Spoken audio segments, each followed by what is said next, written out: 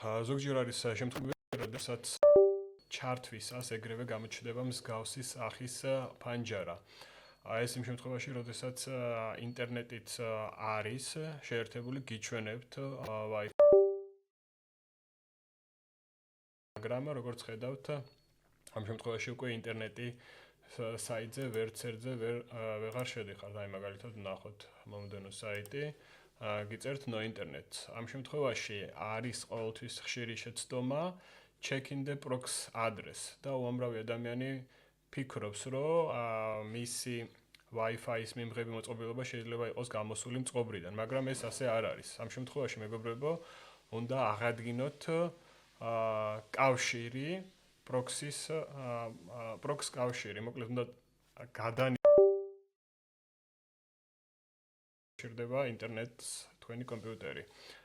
მოდით გაჩვენებთ თუ როგორ შეიძლება ამის გამოსწორება. პირველ რიგში შევდივართ setting-ებში.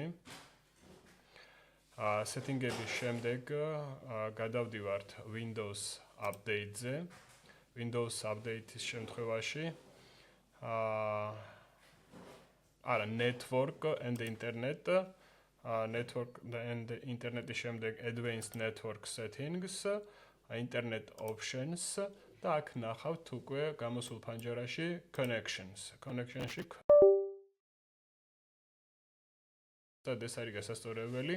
გადანიშნავთ proxies და ჩვეულებრივ automatically detect settings. ამას მონიშნავთ OK-ს დააწვევით, OK და ჩვეულებრივ გადახვალთ, დაარეფრეშებთ საიტს და ეგრევე გამოჩნდება თქვენი ნებისმიერი ინტერნეტ კავშირი.